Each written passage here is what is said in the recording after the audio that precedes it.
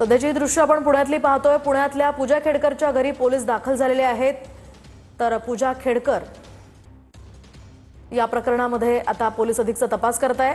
अधिकची माहिती आपण जाणून घेऊयात आमचे प्रतिनिधी योगेश बोरसे यांच्याकडून। योगेश, काय अधिकचे अपडेट्स आहेत? मोहिनी, पूजा खेडकर यांच्या घरी आता पोलीस दाखल झालेला आहेत। चतुर्शृंगी पोलीस आहेत आणि आपण पाहू शकतो पोलिसांचं हे पथक पूजा खेडकर ज्या ठिकाणी राहतात पुण्यातल्या बानेर परिसरातील हे घर आहे त्या ठिकाणी आता पोलीस पोहोचलेला आहेत।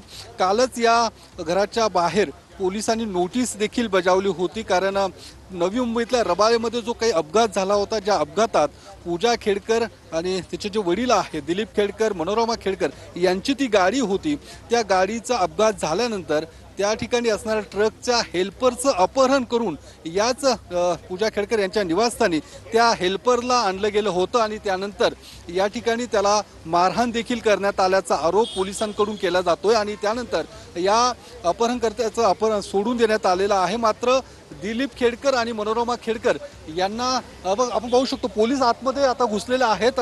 मनोरमा खेडकर आणि दिलीप खेडकर यांचा शोध पोलिसांकडून घेतला जात आहे। पोलीस थेट आता गेटवरून उड्या मारून आतमध्ये जात आहेत, कारण या दोघांचाही शोध सध्या सुरू आहे। पोलीस या सगळ्या घटनेचा तपास करत आहेत, कारण या सगळ्या अपघातामध्ये जो काही ट्रक चालकाचा हेल्पर होता त्याचं अपहरण केल्याचा आरोप या सगळ्या खेडकर कुटुंबियांवरती आहे आणि त्यामुळे आपण पाहू शकतो। सर, काय आतमध्ये गेलेलं आहे? बोलतो नंतर तपास चालू आहे। आम्ही बोलतो नंतर बोलतो सविस्तर। आता नेमकी कारवाई सध्या आमचं इन्व्हेस्टिगेशन चालू आहे, तपास चालू आहे, आम्ही करतोय। पोलीस तपास सुरू करतात। आपण पाहू शकतो पोलीस आता गेट ओढून गेटवरनं उड्या मारून थेट आतमध्ये त्यांनी प्रवेश केलेला आहे आणि या सगळ्या प्रकरणामध्ये आता दिलीप खेडकर, मनोरमा खेडकर या दोघांनाही ताब्यात घेण्याचं काम खरं केलं जाणार आहे। मात्र त्याचा शोध देखील या ठिकाणी सुरू आहे। आपण पाहू शकतो यापूर्वी देखील पूजा खेडकर या वादग्रस्त IAS अधिकारी आहेत, त्यांनी जी काही UPSC परीक्षा दिली होती ती बोगस कागदपत्रांच्या आधारावरती परीक्षा दिल्याचा आरोप त्यांच्यावरती होता। त्यानंतर त्यांचं बडतर्फ देखील करण्यात आलं होतं। त्यावेळेपासून त्या वादात आहेत आणि आता पुन्हा एकदा नवीन वाद हा त्यांनी त्याच्या आई वडिलांनी ओढवून घेतलेला आहे।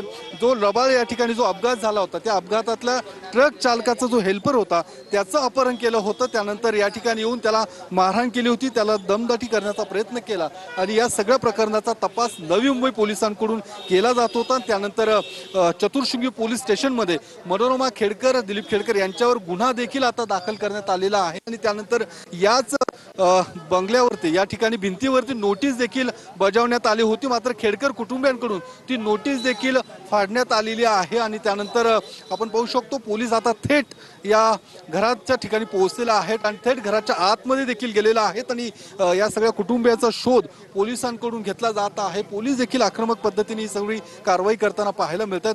चतुर्शृंगी पोलीस स्टेशनचं हे पथक आहे आणि आपण पाहू शकतो या बंगल्याच्या आतमधून कुलूप लावण्यात आलेलं आहे। काही वेळापूर्वी 2 जेवणाचे डबे देखील या ठिकाणी आले होते, ते नेमके कुणासाठी होते हे अद्यापर्यंत समजू शकलेलं नाहीये। मात्र आता पाहू शकतो पोलीस या सगळ्या घटनेचा खोलात जाऊन संपूर्ण तपास करताना आपल्याला पाहायला मिळतात। आतमध्ये दोन्ही जे काही कॉन्स्टेबल आहेत ते थेट बंगल्याची पूर्णपणे पाहणी करतायत, बंगल्याच्या आतमध्ये जाऊन बाहेर जाऊन पूर्ण तपास करतायत की नेमके दिलीप खेडकर आणि मनोरमा खेडकर नेमके आहेत तरी कुठे, कारण पूजा खेडकर देखील या ठिकाणी नाहीये, त्यामुळे त्यांचा शोध घेतला जात आहे। पोलीस सातत्याने या सगळ्या प्रकरणाच्या संदर्भात त्यांना पोलीस स्टेशनला हजर राहण्याचं एकूण सूचना देत आहेत, आवाहन करतायत। पोलिसांसमोर ते येताना दिसत नाही, कारण या संपूर्ण पोलीस तपासात खेडकर कुटुंबियांकडून कुठलाही प्रतिसाद मिळत नाही किंवा ज्या पद्धतीने पोलिसांनी जो काही आरोप केला आहे की घरातील कुत्रे देखील या पोलिसांच्या अंगावरती सोडण्यात आले होते तो देखील आरोप पोलिसांकडून केला जात आहे आणि त्यामुळे आता आपण पाहू शकतो पोलीस या सगळ्या घटनेचा